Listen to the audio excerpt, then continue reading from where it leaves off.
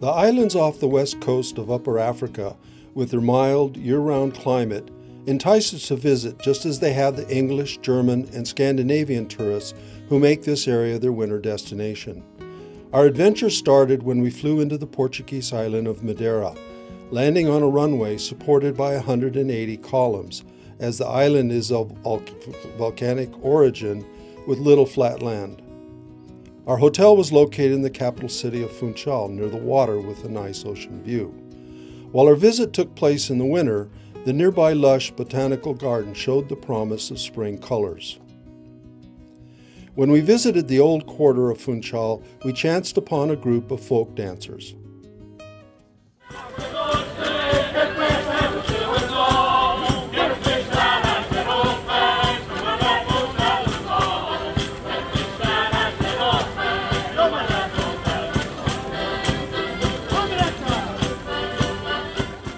On one of the side streets, we encountered numerous painted front doors, which added to the visual joy of strolling down the street.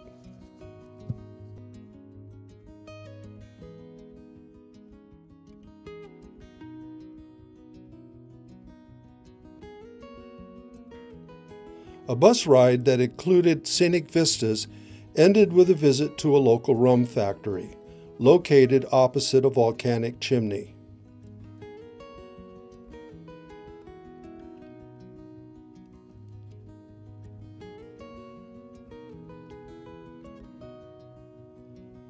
Later in the day, we learned another use for the rum when we were introduced to a local drink called poncha, which is made from 2 parts orange juice, 1 part lemon juice, 1 part white rum, and honey to taste. And we enjoyed a gorgeous view to boot.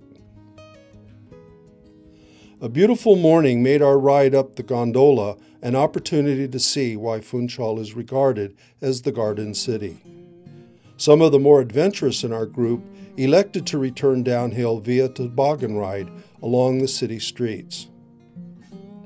One of our last excursions was to visit a bustling marketplace where the locals go to buy their fish and fresh fruits and vegetables. Then it was time to make our way to the ship for a 14-day cruise of the islands. But wait a minute, not this guy. Ah, that's more like it. This is just the right size for cruising among the Canary Islands. For our trip, the ship carried 93 passengers and a crew of 65 to take good care of us.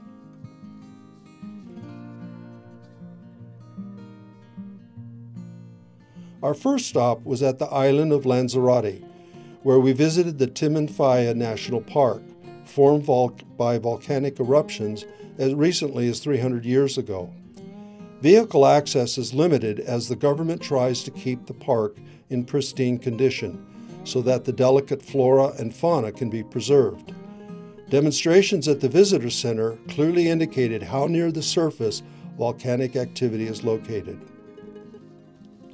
On another part of the island, wine grapevines are grown on volcanic slopes, as unbelievable as that may seem. But we had to conduct our own wine sampling to render a verdict of the wine's quality. Not bad. Cesar Manrique was a Spanish artist, sculptor, and nature advocate from Lanzarote. His influence on the planning and development of the island is one reason why there are no high-rise hotels. The cactus garden was designed by Manrique and created from an old quarry. It is home to over 1,000 species of cactus from around the world. His home was constructed on the site of an 18th century volcanic eruption, and some of the rooms are bored into the volcanic basalt.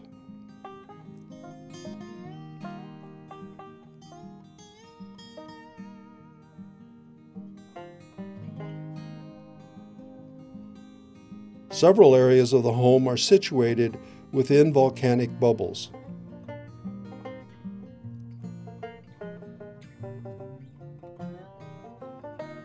The next island on our itinerary was Tenerife, and here is located the 3rd highest volcano in the world, rising over 12,000 feet above sea level. Mount Teide and its surroundings were named a World Heritage Site in 2007. The rugged volcanic rock formations and a caldera stretching almost 10 miles across draw millions of visitors every year.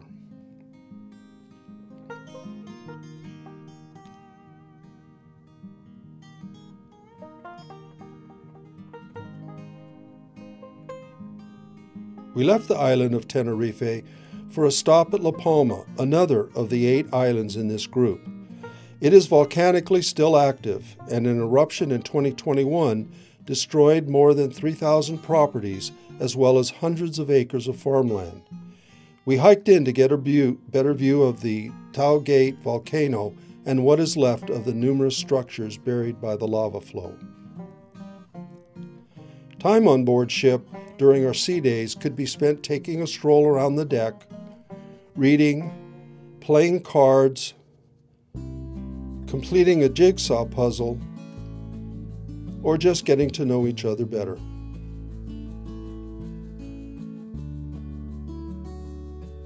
Our last island to visit was Gran Canaria, and our first stop was to the Caves of Valeron, an archaeological site on the side of a hill with spectacular views. It was built before Roman times and was used by the island's inhabitants as a granary with more than 350 storage spaces.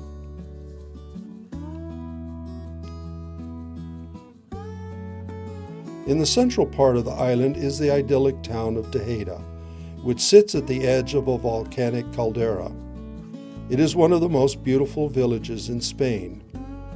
The area is rich in almond trees, so a sampling of an almond sweet was enthusiastically enjoyed by all of us. We took our leave of Gran Canaria by being treated to a dramatic sunset and headed for Morocco and the town of Dakhla on the coast. Here we visited a group of nomadic Berbers who played music for our enjoyment, after which we retired to the large tents for the tea ceremony.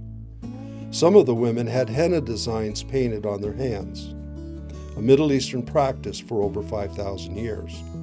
Others chose to acquaint themselves with less friendly members of the tribe. Our final stop was to the capital city of Dakar in Senegal. Here we visited an African animal sanctuary, giving us a chance to view some of Africa's iconic wildlife up close.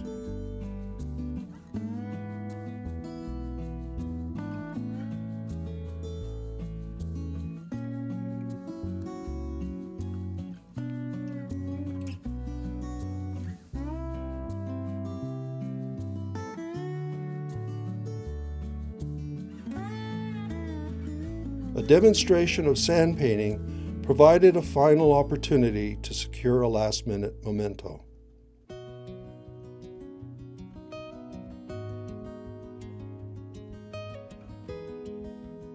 And finally, a few miscellaneous photos from the trip.